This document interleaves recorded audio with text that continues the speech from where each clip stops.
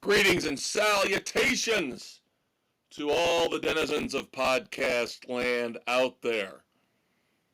It is time for another phenomenal, spectacular episode of The Fortress of Rock. I, of course, am your humble and gracious host, the Maestro, Kevin Crane. You are who you are, and I, of course, am the Ayatollah of rock and rolla here to pass along some knowledge, some wit, and some wisdom about the music that we all know and love, aka classic rock and roll.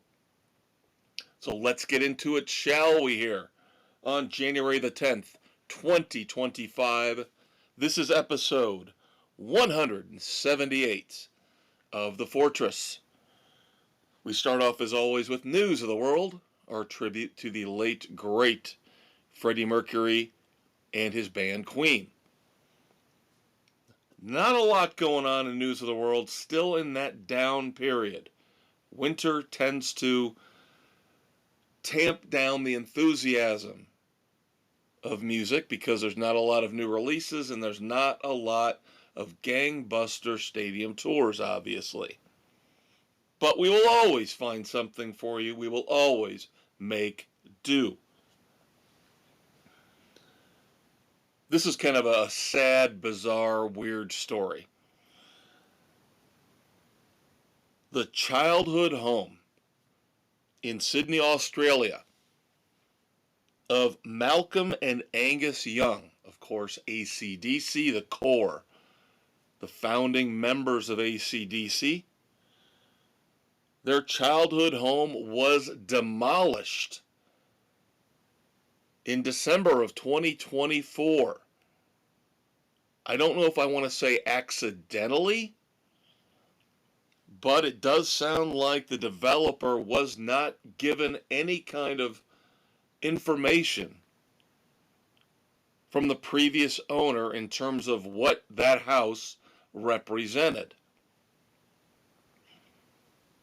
Now, the house was on some sort of historic register, but unfortunately in that area of Australia, that doesn't afford any kind of protection, doesn't afford it any kind of a special legal status.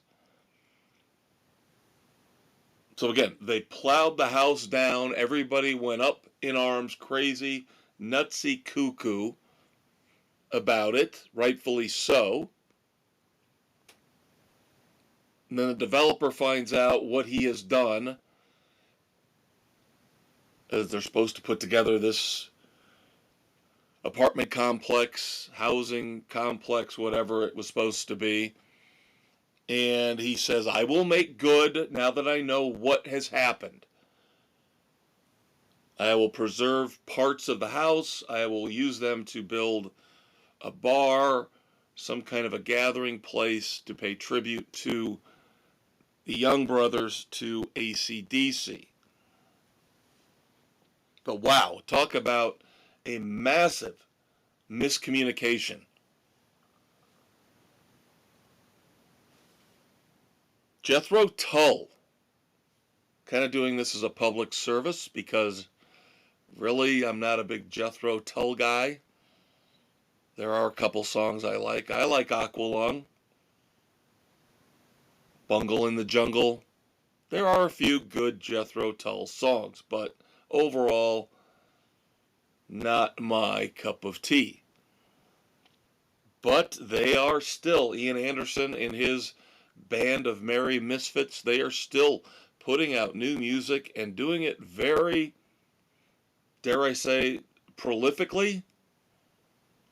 I believe this will be their third new album in 4 years, coming out on March the 7th. New Jethro Tull album, Curious Ruminant. So all of you hard rockers who love a little flute in your heavy metal and your hard rock, here you go. We're going to help you out here on the Fortress of Rock and let you know that Jethro Tull's new album, Curious Ruminant is out March the 7th.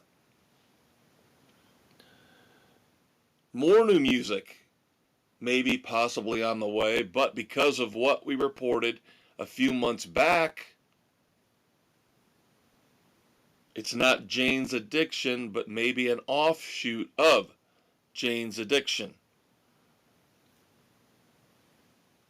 Dave Navarro, Eric Avery, and Stephen Perkins are together recording new music. Now, those three members of Jane's Addiction, of course, participated here recently in 2024 as the band got back together, put out a couple new songs. But you'll notice the one very important element that's missing here, and that would be one Perry Farrell. Yes, the same Perry Farrell who seemed to go absolutely off the rails at a show in late 2024, causing the disintegration of Jane's Addiction as we know it. So you don't want to jump to conclusions, but sort of seems like if the other three members are still getting along and still working together and making new music, maybe this is all about the problems with Perry Farrell.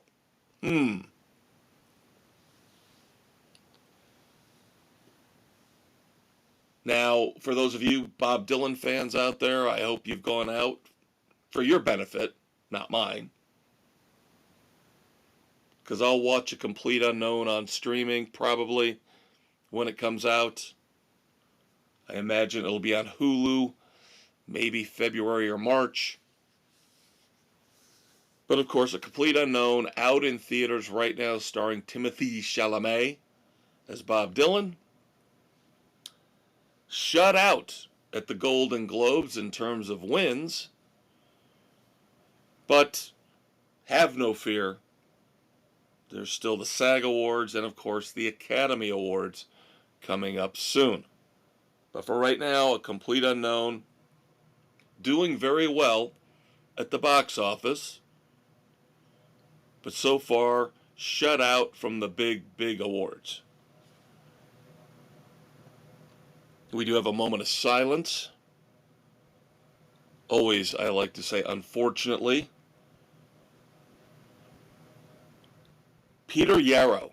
Peter Yarrow, of course, part of the trio, the folk hippie trio, if you want to say, from the 60s, Peter, Paul, and Mary.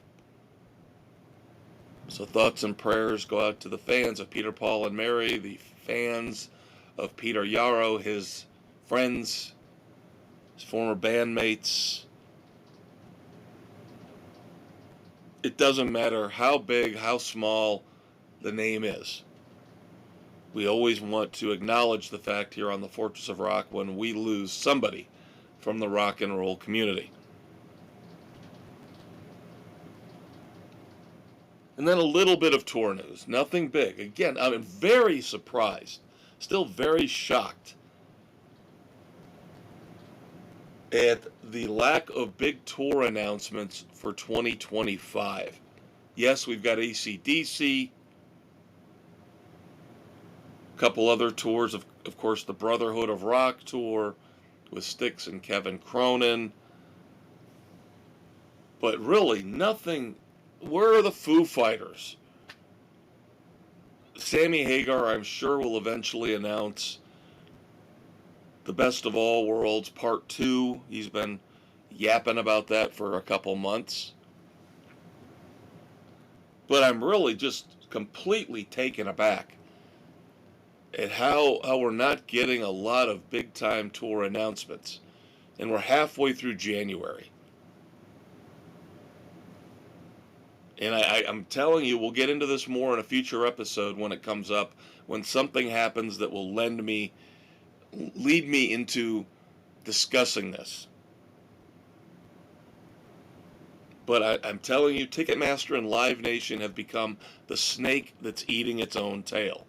with their excessive, exorbitant fees, their inability to control the bots and the secondary market, and now this, I'm really almost 100% convinced this is why we're not getting massive, big-scale tours in 2025, at least as of right now. So 2 smaller tours featuring classic rockers. Gene Simmons seems like he's learned something from the Eagles in that he's just going to announce dates every week. He'll see how things go, and then if things look good, he'll announce a few more dates. And then the next week, a few more dates. So yes, we have another Gene Simmons update, as he's added 3 more solo shows to his tour coming up here in the U.S. And I'm sure next week he'll add a few more, and we'll have that for you here on the Fortress of Rock. Now, John Anderson, of course, the most well-known former lead singer of Yes, and his backing band, the Band Geeks, are going out on tour in 2025, and they will be playing a lot of Yes classics. First leg of their tour has been announced. April and May of 2025. 18 U.S. dates. So if you're a big prog rock fan, a big Yes fan, there's some good news for you.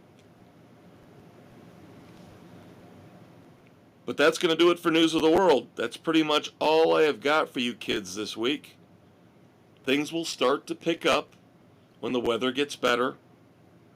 And there will always be something, somebody, some band who will do something either ridiculously cool or ridiculously stupid that we will turn around and report for you every Friday night on the Fortress of Rock.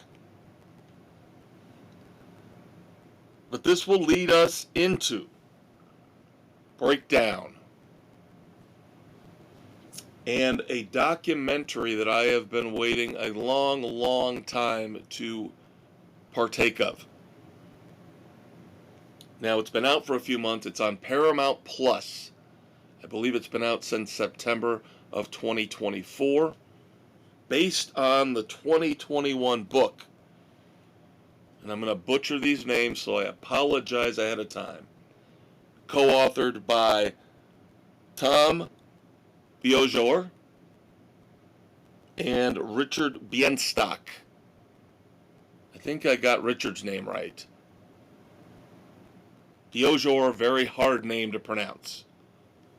Sorry. So I probably got it wrong. I apologize. But these two gentlemen back in 2021 put together, published a book. It's a massive book, 600 pages. I got through half of it. I will admit I did not read the whole thing. I got 300 pages in. I kind of got to the point where I said, okay, this is covering a lot of ground. I'm not saying this in a negative way, but it's covering a lot of ground I'm really familiar with. I've got other books I want to read that I need to delve into. But now that we get a condensed version, 3-part documentary series, again on Paramount Plus, each episode about 55 minutes. So you're looking at just under 3 hours for the entire ball of wax. Nothing but a good time. Of course, taken from the classic Poison song. Let's delve into the Paramount Plus documentary for our featured review this week on Breakdown. Shall we, of course, break down again our tribute to Tom Petty and the Heartbreakers. Now, if you've been living under a rock and you haven't been listening to any of these episodes of this podcast, The Fortress of Rock, over the past 3+ years, let me tell you that the 80s hair metal scene is our number one focus here on the Fortress of Rock, along with 70s and 80s rock, heavy metal. We go into the 90s, we even cover grunge. Basically, our purview here is 1964, from when the Beatles started all the way through into the late 90s and the peak of the grunge era. That's our wheelhouse. So this book, right there in the heart, the beating heart of what the Fortress of Rock is all about. So you're getting stories about Rat, Poison, Guns N' Roses.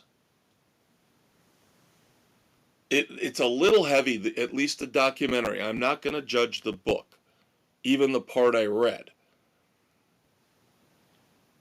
Although I will say this to start off my review of the documentary. The book, the two gentlemen, not going to butcher their names again, but the two gentlemen who wrote the book seem to have a much greater love for the 80s hard rock scene than the people who put together the documentary. And that disturbs me and troubles me. And I will point out a few things that lead me to believe that there was a disconnect between the authors and the people who put together the documentary. We'll get to that in a few minutes. But as a general overview, some bands are featured. Some bands, the documentary seems to focus in on a lot more than others. For example, you get a lot on Poison, and rightfully so. Get a decent amount on Motley Crue. Maybe not as much as you would expect. You get a decent amount on Rat, but again, probably not as much as you would expect. I was shocked at how much towards the end we got coverage of Trickster for some reason. Trickster is given an equal seat at the table, which I did not understand, especially when you consider some of the bands that were not given any mention or very little mention whatsoever, including Cinderella and Twisted Sister. The documentary virtually ignores Cinderella and Twisted Sister. I would say 2 of the top 10 bands from this era. And the people that put this together decide, nah, we're not going to deal with them. Now, I don't know if that's because they couldn't get interviews. Now, Guns N' Roses gets a lot of attention. I would say GNR probably, I would say got the most attention of all the bands. I don't know if I would say that's 100% accurate, because GNR number 1 was on the very tail end of the hair metal revolution, and number 2, like Van Halen, they say started it, and Guns N' Roses ended it, along of course with grunge. Those 2 bands, even though they're kind of the bookends for this great 80s music movement, really didn't fit in as part of the movement. And then you've got 2 other bands who definitely were smack dab in the middle of the 80s hair metal scene, but 2 bands that again didn't seem to totally fit. One that gets no coverage whatsoever, that'd be Bon Jovi, and one gets a little bit of a mention. We get a few snippets of interviews with guitarist Phil Collen, and that of course would be Def Leppard. So in that way, it's a very unbalanced look at the glam rock hair metal scene of the 80s. Again, very heavy on Poison and GNR. And then again, Trickster. Come on. We do get a little bit of a good solid block of Skid Row in the third episode. And Skid Row, to me, is kind of there with Guns N' Roses at the very back end of this era of music. Now, I would say Skid Row was the last, at least with the first album, Skid Row was the last one that truly fit into this hair metal era. And then the third episode obviously talks a lot about the demise of the hair metal era and the growth and the juggernaut that was grunge music. And I guess I'm bitter about the fact that so many great bands were ignored. And then to try to prove a point, getting a little cute with their storytelling,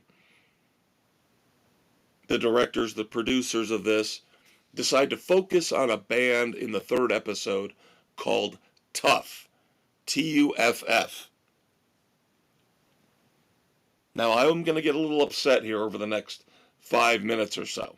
So bear with me. I will still keep it clean for the kids. But now we're going to start getting into the things that I really didn't like about this documentary. And number one is the focus on this band, Tuff. And they have a lot of interview snippets with their lead singer. And I've got nothing against Tuff, but I am a connoisseur of 80s hair metal. And I'm telling you, I have no idea who the heck Tuff is. But again, the people that put this together, this film together, decided to focus on Tuff because they serve a purpose for the narrative. And that is that they were just starting to take off. Literally the week that Nirvana started to hit it big with Smells Like Teen Spirit. So in that sense, in a narrative sense, I guess it makes a ton of sense.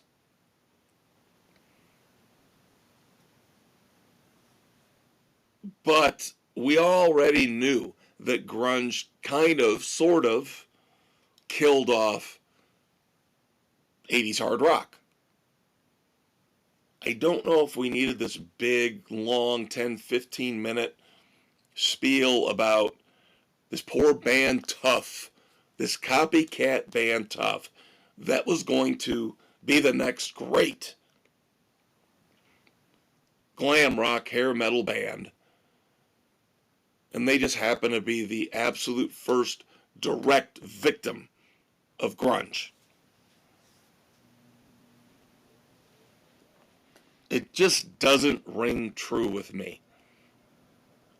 And again, if you had expanded this beyond 3 episodes, if this would have gone 4 or 5 or 6 episodes, then I think this would have made more sense and given a lot more time to Cinderella and Twisted Sister, maybe a little bit more time to Rat, throw in more time about Def Leppard, maybe some Night Ranger, some of these other bands that were ignored almost completely in this documentary.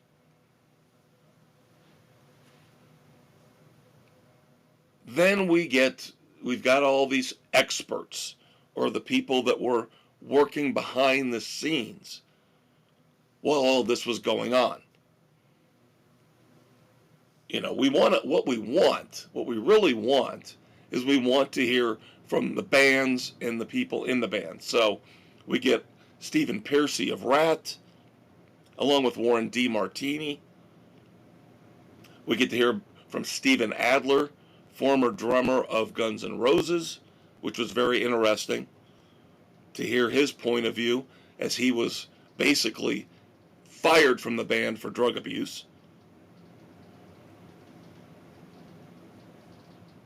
And you get a whole lot of other snippets of Bret Michaels, of course, gets his share of screen time. And Bret Michaels has become kind of the flag bearer for hair metal now. But then you get a lot of these people that were working behind the scenes, or academics and experts. Let me get to that in a minute. But beyond the grunge thing, we all know that's a negative. That's a net negative for this era of hard rock that was unceremoniously destroyed in the early 90s. And I don't have a problem with it. I still look back fondly at that music, and it's just a natural evolution. I don't have any problem with grunge music. I have a problem with everything that came from grunge music afterwards. The last 25 years of music have been abysmal for the most part, with a few exceptions.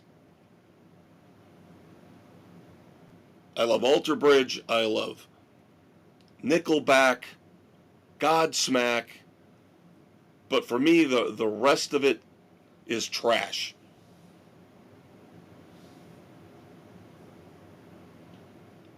But again, to focus at the end on how grunge took over, I get it. That's a negative that needed, that part of the story, a negative, needed to be told. But to bring in all these other people, where again, the authors of the book that this is based on seem to celebrate and love the music like you and I, the people that made the documentary are trying their best to say, well, this wasn't a great era. It's obvious it was snowflakes. PC, modern-day snowflakes who had a hand in making this. Because we get a lot of talk about the misogyny of the era and the mistreatment of women. Last time I checked, it was consenting adults. Okay? So let's not act like all this stuff was happening against somebody's will. That's the part I really get offended by. Now, the rock and rollers, they chose to live the lifestyle. And some of them made very bad choices. I think the best scene in the entire documentary features Tracy Guns. Of course, Tracy Guns now of LA Guns. Still rocking and rolling, new album coming out this year. But as he details why he had to leave Guns N' Roses at the beginning, very succinctly, matter-of-factly says, I had to stop, look at myself and say, if I stay in this band, I am going to die because of what the other band members are doing. And he left Guns N' Roses. And he kind of half-heartedly makes a joke about, I'm very happy with what LA Guns has done over the years, but I basically walked away from one of the most popular bands of all time. But he did it because he didn't want to be a part of that crazy drinking drug scene. They are adults. They had a choice. Let's not act like this was some grand conspiracy to corrupt people in their early 20s. And that's where I get to, finally, my two least favorite people in this entire documentary. Number one, the former manager of Guns N' Roses and Great White. This toad of a man, his name is Alan Niven, Every time he comes on screen, it's negative, negative, negative. Oh my, look what I had to go through. What a miserable time in my life having to deal with these pampered, spoiled rock and rollers. Makes me want to scream. He was part of the rock and roll lifestyle. He was part of one of the biggest bands ever as they rocketed to superstardom, Guns N' Roses. And yes, he says, oh, I had to clean up Slash's puke. Well, what do you think is going to happen if you sign on to be a rock and roll manager for a band? Especially a big time band. You're going to have to deal with egos, drug and alcohol abuse, and yes, you're going to have to be the one to be the nanny, to be the mommy, to be the daddy. You're going to have to be that figure. And if you can't handle it, why did you sign on for it in the first place?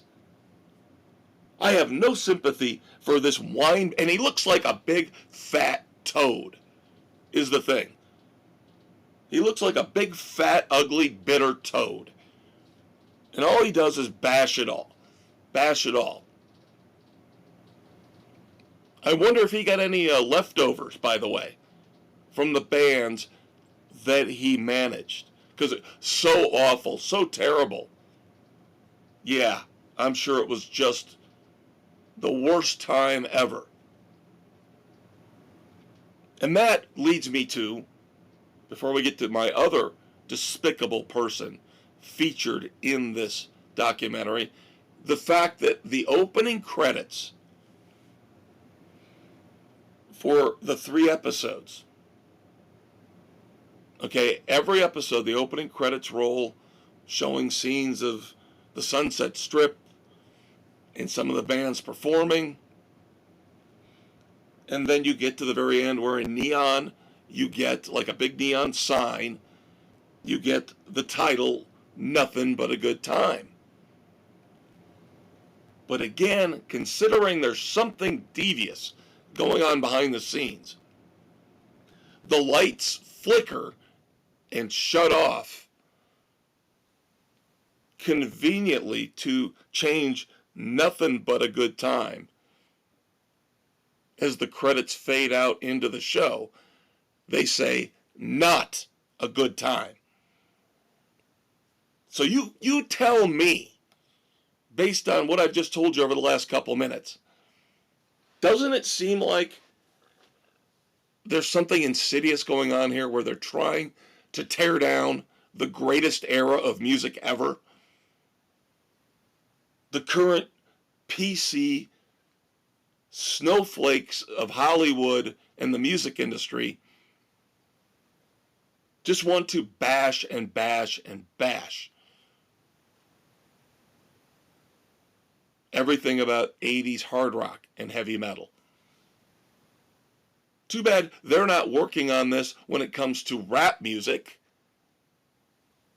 Because I'll tell you what, rap music is 50 times, 100 times more filthy and misogynistic than anything that came out of the 80s.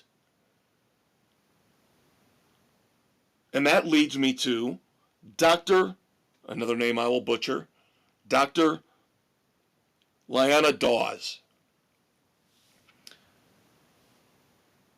Dr. Lyanna Dawes is your checkbox PC obvious entrant into this whole circus. This is your person who got to go to college and get advanced degrees in music studies just to prove she's smarter than you when it comes to music, which she's not. She couldn't hold a candle to you or me or hundreds of thousands of other hard rock fans out there. But she's got a couple pieces of paper, framed pieces of paper, hanging on the wall that tell her she's smarter than us. Her title, by the way, get this. She is an ethnomusicologist. An ethnomusicologist. So you can guess, yes, she focuses on black heavy metal music.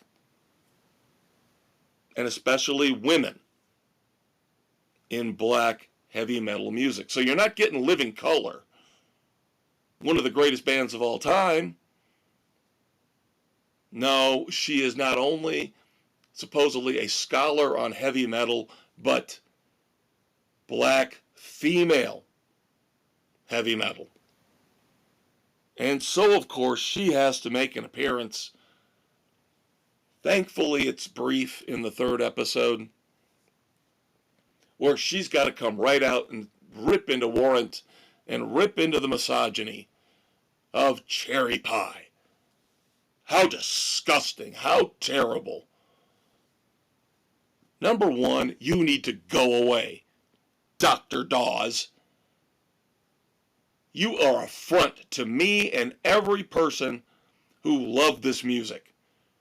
And I guarantee I could get a team out of podcast land, the people who listen to this podcast, I could get a team and we could knock you senseless with what we know compared to what you know about hard rock and heavy metal. Oh, but I went to school for it. Most of the bands that we love, and the audience, including us, we came from the school of hard knocks, baby. We get it. We understand it. We understand the hard work, the sacrifice,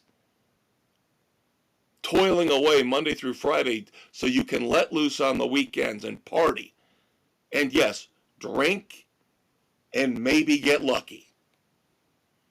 And if that offends your delicate academic sensibilities, then go jump off a bridge. I'm sorry, that's how I feel about this person, this Dr. Dawes. She is what I like to call a fun suck. You guys all know, all you guys and women out there know who among you is a fun suck. We all know one. The person who walks into the room, whether it's a family member or a neighbor or a friend, they show up at a party, they walk in when you're watching a football game or you're having a New Year's Eve party, and they just, the fun in the room drops because you know this person is only there to talk about themselves and talk about negative stuff to bring everybody down. And that's what this Dr. Dawes is. So I sure as heck didn't need her. I sure as heck didn't need Alan Niven.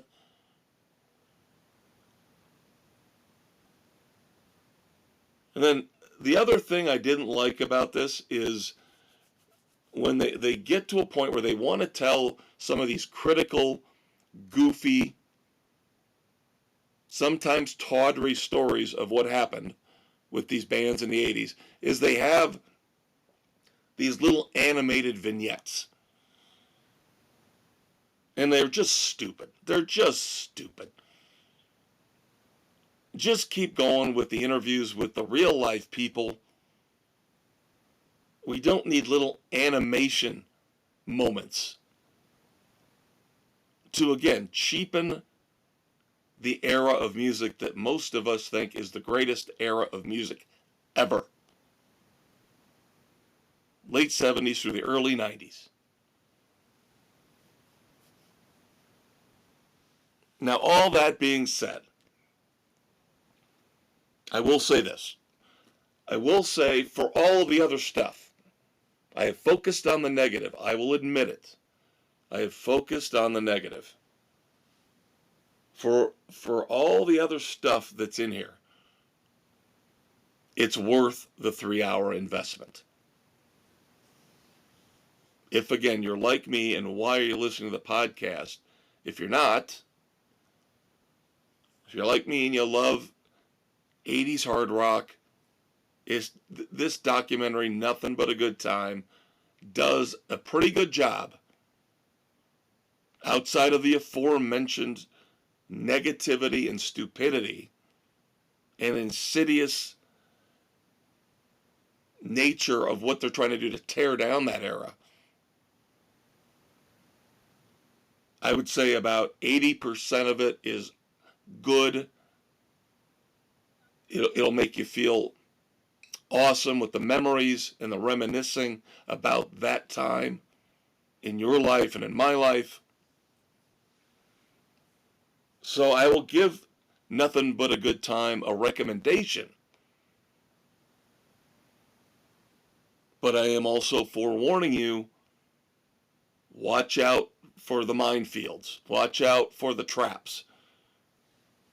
Remember the era we're currently in versus the era that they're discussing. And just keep in mind that the people who made this are probably more in love with the current era of music than they are our era of music. And just beware of that as you watch. All right, and we got one song review for you here before we wrap up Breakdown. The Black Moods, one of our smaller bands. We've got a handful of bands here on the Fortress of Rock that we love that most people don't know about. So I like to shine a light on them, a spotlight. And we've got another one we're going to talk about real quick coming up in the fourth segment. But for now, it's the Black Moods, who I saw years and years ago open for another one of our smaller bands, Roger Clyne and the Peacemakers. So the Black Moods have just released their cover of a Post Malone song. Yeah, I know.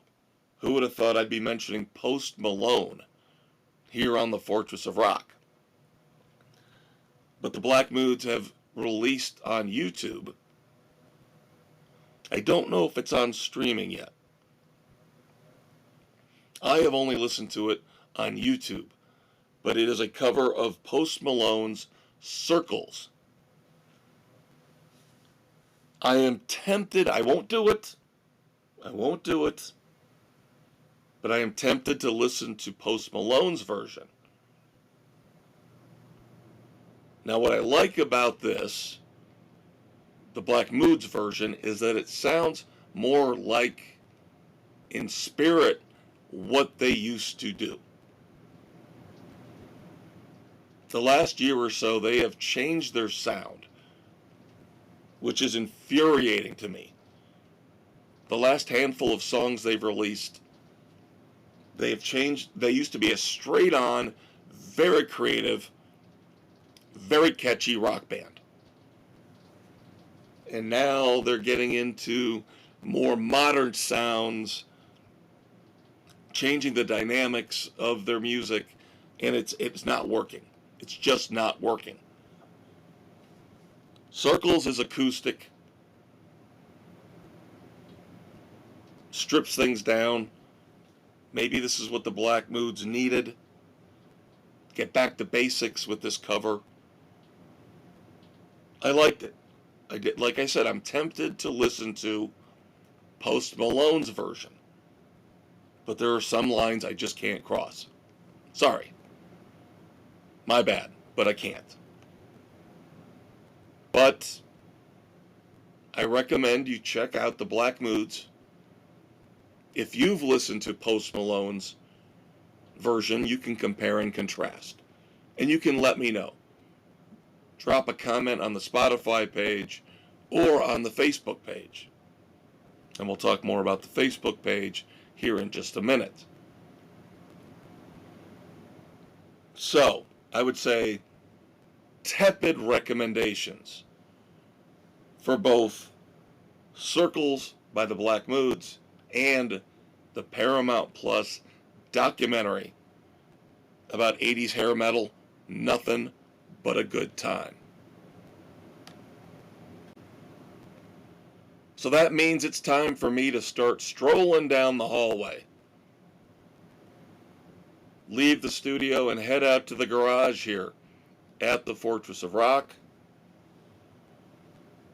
Doc Brown's out there waiting for me in the rock and roll DeLorean. Getting ready to fire it up to 1.21 gigawatts, take us out into the rock and roll time stream for segment 3. I Want to Go Back, our tribute to the late, great Eddie Money. Now, I say this every once in a while. And again, I like to think I know what I'm talking about. Who are we kidding? I know what I'm talking about. When it comes to this. Most other things, absolutely not. But classic rock, yes. I will just give you a little teaser here as I strap in, put on my seatbelt, and we start cruising out of the garage here at the Fortress, heading into the time stream. January the 10th is one of the most significant days in rock and roll history.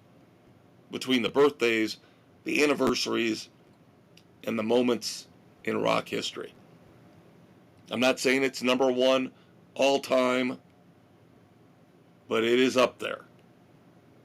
And you will find out why in just a few minutes once Doc Brown gets the pedal to the metal.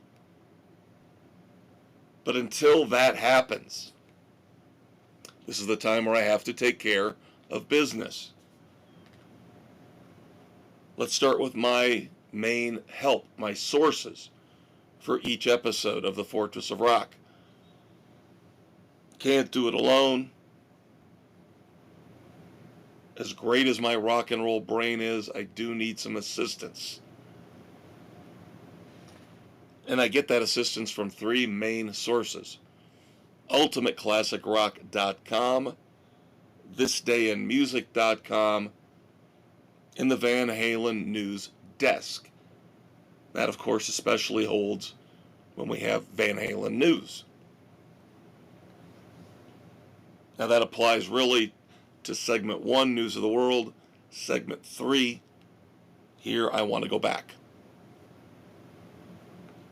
And then, of course, you found us somewhere. Thank you for listening. But you have options, you have choices. If you become dissatisfied with the podcast platform you listen to currently, you can move on, move along, break up with the current one, move on to something new. You can find the Fortress of Rock every Friday night for new episodes, and then, of course, the archives available on all these platforms. Spotify, Pocket Cast, Apple, iHeartRadio, Overcast, Amazon Music, Castbox, Audible, and GoodPods. And then, of course, don't forget the Facebook page. I just mentioned it a few minutes ago. 2 great things we do every weekend. One of those things is going to drop right around the same time as this new episode drops. And that is the Weekend Rock Project, which is on our Facebook page every Friday night. Now, the Weekend Rock Project is where I will give you a word, a phrase, a theme, an idea.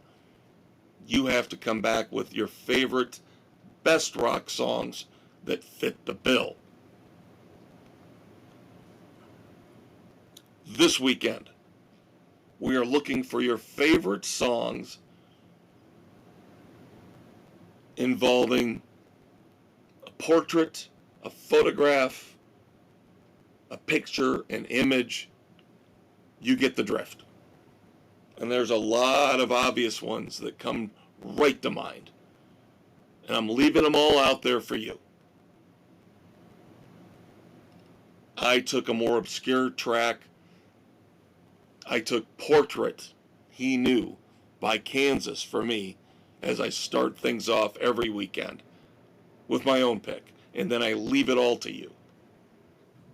So once again, the Weekend Rock Project this weekend, your best favorite rock songs with the word picture, photograph, image, portrait, something like that in the title. And then Sunday is New Music Sunday, where I will post a new music video each and every Sunday afternoon as we try to keep new music alive, keep you guys interested in what's going on in the world of music, new music. Enough with the box sets and the reissues and the remasters, new stuff you've never heard before. That's what we're aiming for. Every Sunday afternoon with New Music Sunday, only on the Fortress of Rock Facebook page. All right, Doc Brown has got us up to speed. Let's start off with birthdays here on January the 10th. January the 10th, 1978. Founding guitarist for Three Doors Down, Matt Roberts, was born on this day. January the 10th, 1955. Michael Schenker. Of course, Michael Schenker early on with the Scorpions. Very significant run with UFO. And of course now his own group, the Michael Schenker Group. Very, very significant guitarist in the world of rock and roll. Also on this day, January the 10th, 1955, got to get in some disco. Can't go an entire episode without sneaking in some disco stuff. Lucy Martin, one of the female vocalists who performed in Chic. Seems like we've talked a lot about Chic here the last few months in our birthdays and our anniversaries. Chic, of course, known for Le Freak and Good Times. Now we really get into the heavy hitters when it comes to birthdays. Starting to back up what I said a few minutes ago about this being a very, very important day in rock history. Born on this day, January the 10th, 1953. Arguably, I have her in my top two. I kind of go back and forth between her and Ann Wilson of Heart in terms of the greatest female rock singers of all time. So yes, by process of elimination, you've probably figured out that today is the birthday of Pat Benatar. Just saw her for the first time ever in concert in 2024. And she still sounds fantastic. The only regret I have is that I wish she would stop with this woke nonsense where she won't sing "Hit Me With Your Best Shot" anymore. Because it advocates gun violence. No, it doesn't. Stop it. Stop taking yourself so seriously. Otherwise, love, love, love Pat Benatar. Love Pat Benatar. Born on this day in 1953. Born on this day, January the 10th, 1948. The mastermind. I'm not trying to diminish Walter Becker's hand in Steely Dan, but the true mastermind of Steely Dan is Donald Fagen. Donald Fagen, born on this day, in 1948. Born on this day, January the 10th, 1946, Ainsley Dunbar, drummer for Journey and for Jefferson Starship, among many other artists and bands he's worked with. The list is ridiculous. Go on Wikipedia and look and see who Ainsley Dunbar has played for and played with. And he is a member of the Rock and Roll Hall of Fame, as he got in with Journey, as he performed on their first 4 albums.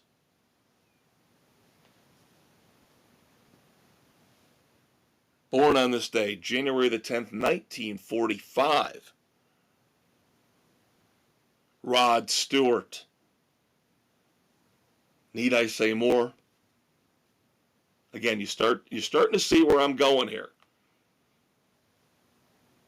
We've had Pat Benatar, Donald Fagen, Michael Schenker, Rod Stewart, and we're not even done with birthdays yet.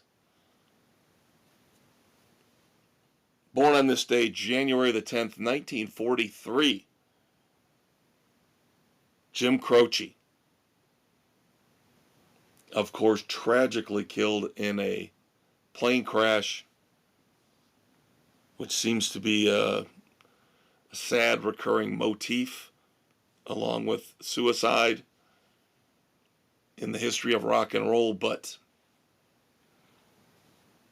we celebrate the birth in 1943 on this day of Jim Croce. And then finally in birthdays, January the 10th, 1917. Jerry Wexler. Now some of you out there, and understandably so, are probably going, who? Huh? What? I love to delve behind the scenes. When I reviewed Brothers last week,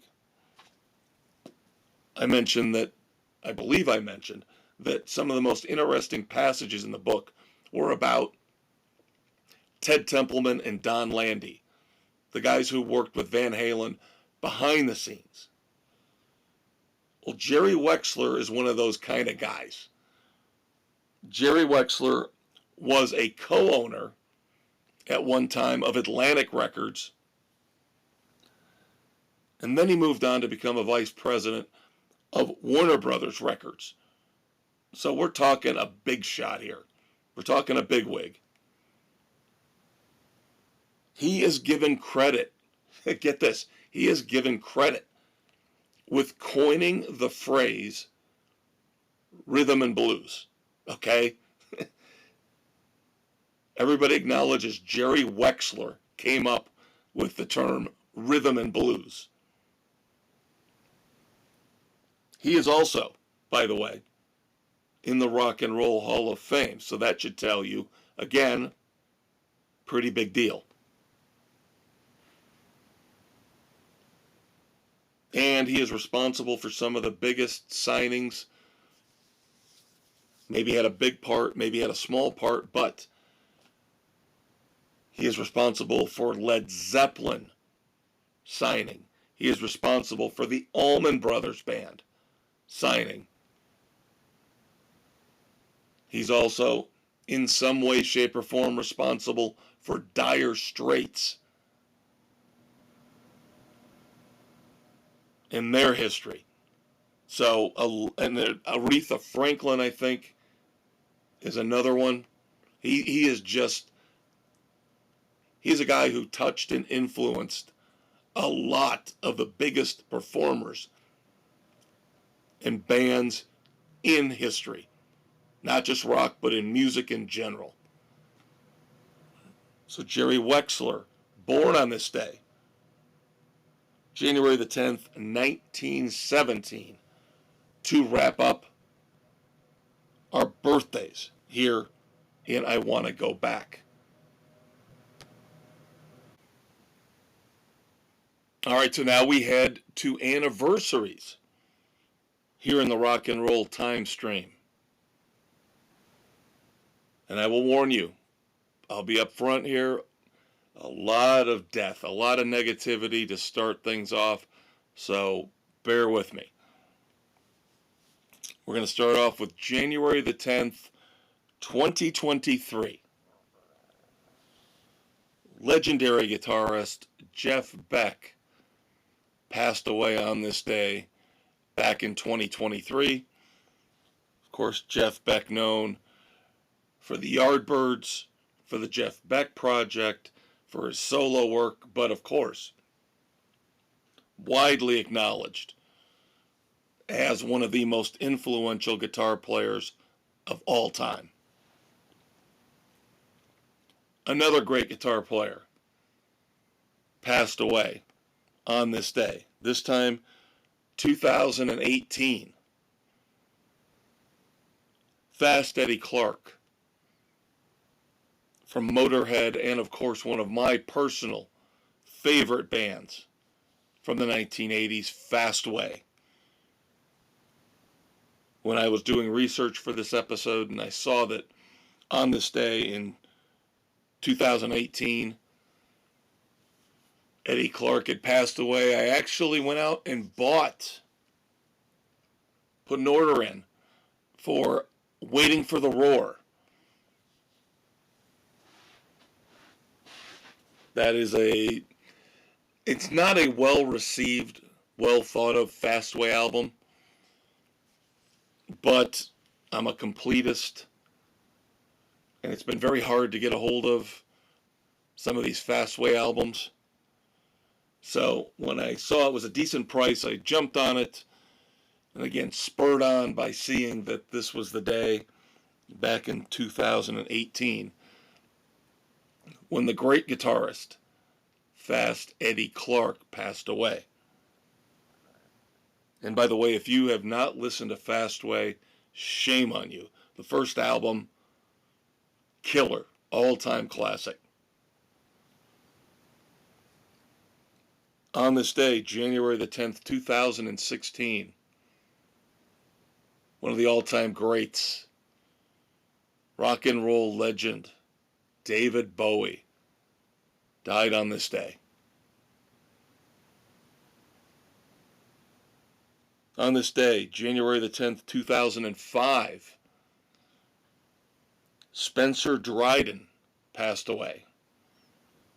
Spencer Dryden is in the Rock and Roll Hall of Fame for his time playing drums with Jefferson Airplane back in the 60s.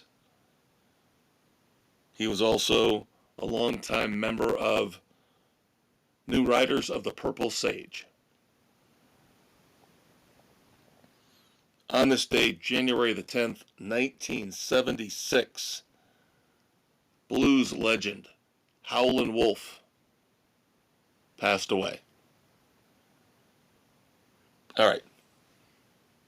No more death. We're done with death, okay? On this day, January the 10th, also 1976, a very fun song. A very fun song was number one on the U.S. singles chart. Burka 19. That's the best I can do. But you know where I'm going. It is Convoy. Convoy by C.W. McCall was the number one song in the U.S. on this day, January the 10th, 1976.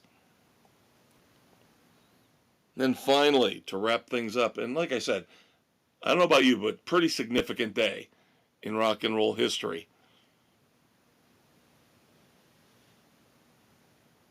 And we'll end it like this. January the 10th, 1964. Learn something new every time I do research for this podcast. I always assume, like most of you I'm sure do, diehard Beatles fans will go, oh, you didn't know that? God, you're stupid. Most of us assume that Meet the Beatles was the number one first album released by the Beatles, and we would be wrong in our assumption. On this day in 1964, not on Capitol Records, the Beatles' longtime label before they moved over to Apple, but on VJ Records, technically the first Beatles album released in the U.S., introducing the Beatles, was released on this day in 1964. And even though there were obvious legal issues that popped up later, and I think sales were halted, it was pulled off the market, it was still out for quite a while and sold well over 1 million copies. But I'm telling you, I didn't know this. I always think about Meet the Beatles. I never have heard of introducing the Beatles and did not realize that that was the first album by the Beatles released in the United States on this day, January the 10th, in 1964. All right, so there you go, kids. Doc Brown, very impressed. He's given me the silent, impressed nod as he looks over at me, pulling the DeLorean back into the garage here at the Fortress of Rock. We're going to pull the drawbridge up over the moat. Of course, the moat is frozen over. Snow covering the drawbridge. That's okay. Got the heat going in here as we head back to the studio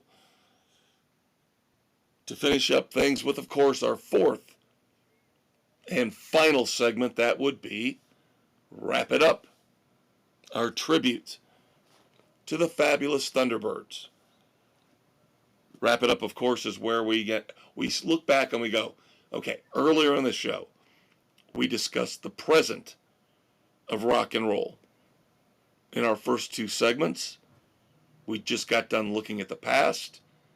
Now we look at the future. And the future is bleak. No, the future is not so bright. I gotta wear shades. The future, at least for the next couple weeks, is pretty bleak, as we're really scraping the bottom of the barrel when it comes to what we've got to review for you here for the rest of January. But next week is the exception, because you know this has been on the radar for months. Next week's episode 179, dropping next Friday, January the 17th. Finally, I get to give you my review of Tremonti. The full album is now out today. Give me a week to digest it. Full review next week for The End Will Show Us How. Early on here in 2025 already, to me at least, I know there's some other people out there in podcast land who agree, one of the most highly anticipated albums already of 2025. Once again, next week, Tremonti, The End Will Show Us How, our featured album review for episode 179. In 2 weeks, this is as far out as I'm going. like I said, the future is a little shaky right now. In 2 weeks, we will finally go back to the fall and early winter of 2024, and we will finally get in that review of Smashing Pumpkins' new album, Agori Mori Me. So that is slated for episode 180, dropping on January the 24th. Now, I will say this. I was fully prepared to have no songs to look forward to. I can't find anything except finally today, at the last minute. Yes, again, another one of those smaller bands that I tend to like. Hopefully, maybe you guys will give them a shot and listen to them. We talked already about the Black Moods. And now we've got a new song out from the Cold Stairs. I have no idea if they've got a new album coming out. They just put out The Southern in 2024, so I don't know if this is a one-off. Their frontman, Chris Tapp, I believe, has got a solo album coming out, but this is the full trio. The Cold Stairs, their new song, Automobile. So we'll probably have that for you next week, along with Tremonti. Featured reviews on The Fortress of Rock on January the 17th. So what does that leave us with? That leaves us with our charts for the week. Our kind of backhanded tribute to the Billboard music charts, which are no longer relevant and frankly upset me greatly every time I hear about them. But back in the 70s and the 80s, I followed them religiously. I listened to America's Top 40 with Casey Kasem. I would read Billboard magazine in the stores every chance I got. It was way too expensive to buy. Way too expensive to buy. But I still admired what they did back then, and it made sense. The songs, the Hot 100 made sense. The top 200 albums made sense. That stopped in the early 90s when they went to SoundScan, and then when it got even worse, when they decided to try to incorporate streaming and allow older legacy albums to still count. Whereas they had them in a separate chart, which is where they should be, because it discourages new music. It discourages new music when you're bumping dozens of albums off the top 200. So Fleetwood Mac's Rumors and the Eagles' Greatest Hits Volume 1 can still be considered in the 100 best-selling albums of the week, even in 2025. That's stupid, that's garbage, and it's a negative when it comes to growing your industry. It's just moronic. They need to go back to taking the old albums out. Greatest hits albums, that kind of stuff, should not be, after a year, included in the regular top 200. There should be some kind of a time limit. And there used to be, when saner, calmer heads prevailed. But that's why we decided a year ago to start the Fortress of Rock charts. And no, we're not going to list 40 songs. We're not going to rattle off 10 or 20 albums. We're just going to give you our top album of the week and our top couple of songs. It's what we do every week here now. Now, shocking, I know, you didn't see this one coming. I've already listened to it about 1.5 times today, and it just came out. And it will now be the number one album for the week here on the Fortress of Rock review coming next week. Full review. And that is, of course, Tremonti. The End Will Show Us How. This is going to be a very interesting review next week. Like I said, I've listened to it already once all the way through. And let's just put it this way. On first listen, the first half of the album is unbelievable. But I think I had my standards, my hopes set too high, because the second half of the album didn't really grab me right away. Now, that's not to say, listening to it the second, the third, the fourth time, those songs won't start to sink in. But the second half of the album, to me, the first listen, was a big letdown compared to the unbelievable first half.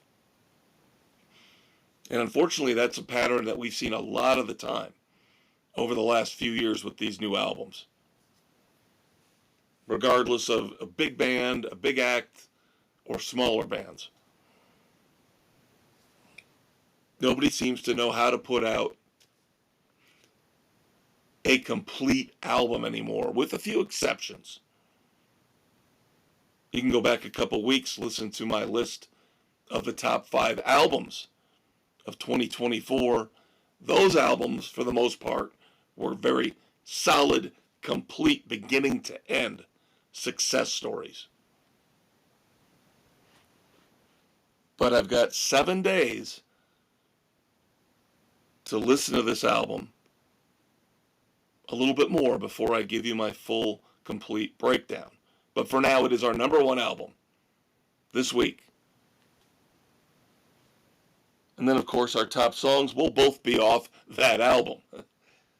Again, not a lot of new stuff out there. So yes, once again, obviously my favorite song on the album, the title track. The End Will Show Us How, one of our top 2 songs. Yes, I cheat. I pick 2 songs every week. It's too hard just to pick one. Much easier to pick a couple. And then along with the title track from The End Will Show Us How, the first song that has not been released previously. There have been 4 singles released from this album, all tremendous. This song is the first one I got to listen to today for the first time ever that really jumped out at me, and I was like, this is phenomenal. Yes, it's on the first half of the album. Nails. So, Nails and The End Will Show Us How are the top 2 songs this week on the Fortress of Rock, both, of course, by Tremonti. And then Tremonti's new album, The End Will Show Us How, our number one album for the week here on the Fortress of Rock. So I thank you very much for hanging out with me on a Friday night once again. And I am still going to apologize for the fact that my voice still isn't quite right. The brain is right. The brain is correct. The brain works well. But the voice still got a little bit of Kermit the Frog going on here. And I don't know why. But we'll fight through it. Together. I am the Maestro, Kevin Crane. You are who you are. And we love you for it. Winter is getting close to being halfway done, kids. All right? We pray for the people out on the West Coast going through those horrendous fires. So a couple inches of snow is nothing compared to that, obviously. So thoughts and prayers out to all those terrible, awful, devastated communities out there and the losses they've suffered. Just makes you remember more and more. Live every moment. Love every day. I'm going to maybe try to incorporate that cheesy Kevin Cronin line in now at the end. Because even though he gets way too sappy way too often, that is a very simple, succinct line that we should all learn to live by. Live every moment, love every day. Because before you know it, your precious time slips away. And then, of course, love the one you're with. Family, friends, significant